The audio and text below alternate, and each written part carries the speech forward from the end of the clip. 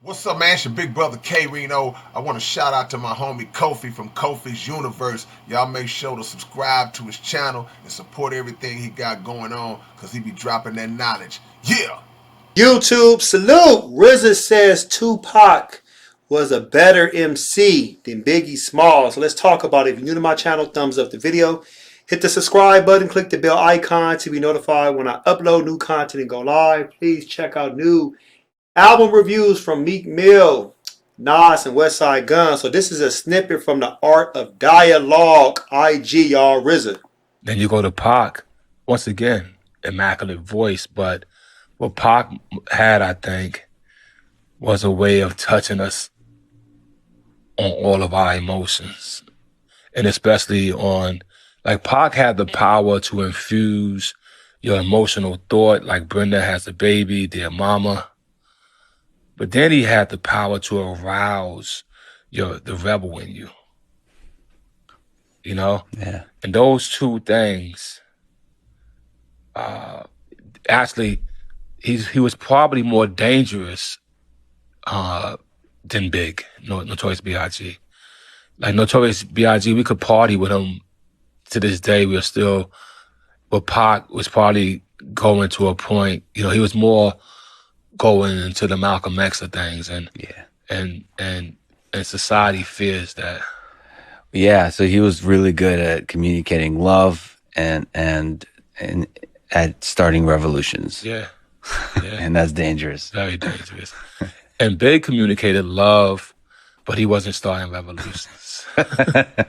Well, it's interesting to think about what the world would be like if they were still with us.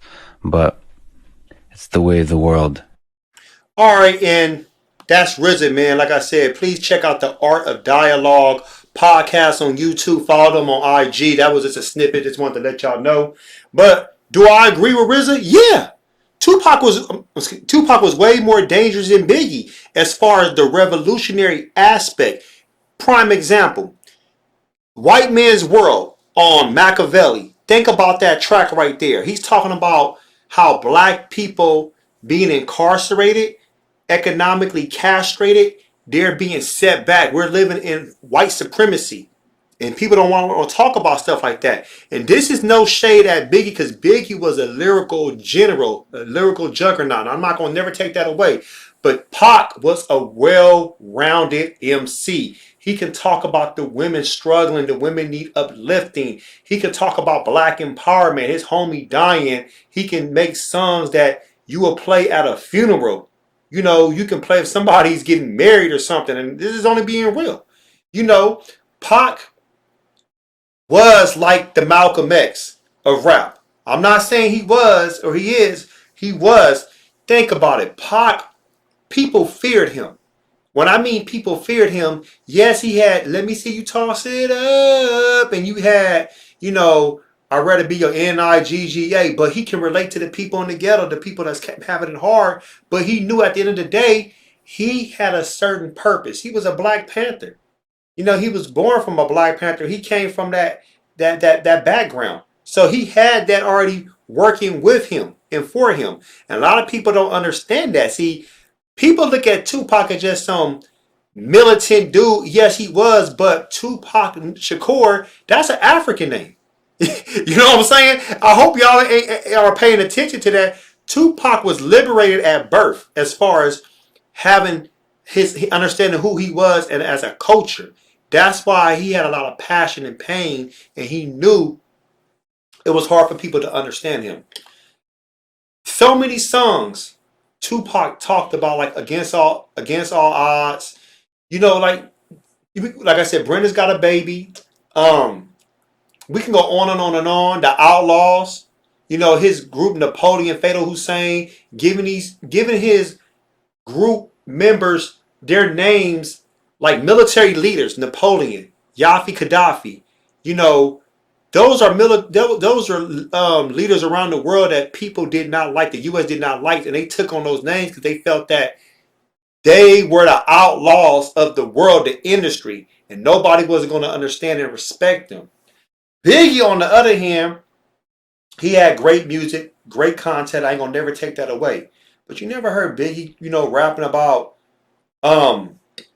Just how the hood can do better and stuff. It was more about his testimony. And that's no shade on Biggie because you never know. Biggie probably was going to actually elevate his game and go to that level. I really believe it. But he just never got a chance to show the world because he passed away. He was murdered.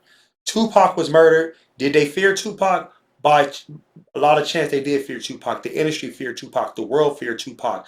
Tupac had so much power that he could have ran from like mayor, governor, and he would have won. No, for real. That's how much power he had.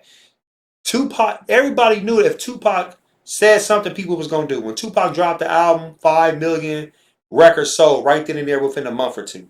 By far. So if you got 5 million people following you, supporting you just like that, once you come out and say something, what the people going to do? They're going to follow suit. And we don't have social media at this time. This is 1994, 5, 6. There's no social media at that time. So imagine Tupac on social media. Imagine Tupac putting up a snippet saying, yo, F this, and y'all gonna do this, this, and this.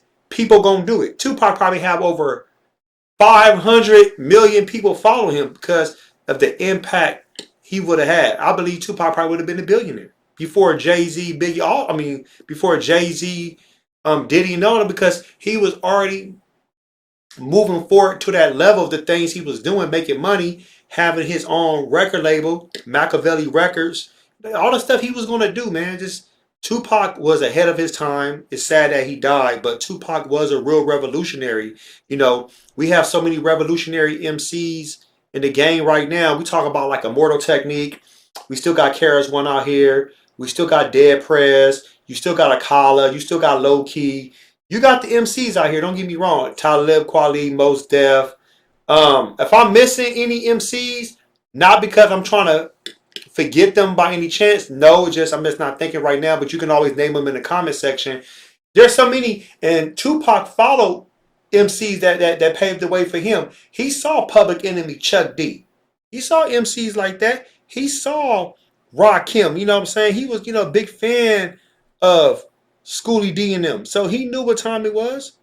So Tupac has that background, had the music in him, but at the same time, he had a bigger plan. He was trying to unite the Bloods and Crips. He was trying to get the gangs to come together because he knew it was a bigger purpose, a bigger mission beyond just fighting the streets. He knew that at the end of the day, unity was going to actually be the solution to fight white supremacy. Post your comments below. Hulk smash Black Panther the like button, subscribe to my channel, click the bell icon to be notified when I upload new content and go live. If you want to support or donate to the channel, I have Patreon, patreon.com/KofiUniverse, Venmo, CashApp, PayPal, Streamlabs, everything's in the description. Until next time, salute. If you're looking for me to react to any song freestyle video, that's $20 per reaction. For sponsorships, that's $50 minimum. Also, Hulk smash Black Panther the like button, subscribe to the channel, click the bell icon to be notified when I upload new content and go live. Also, if you want to become a Patreon member, patreon.com/KofiUniverse, Venmo, Cash App, PayPal, Streamlabs, everything's in the description, y'all. Salute.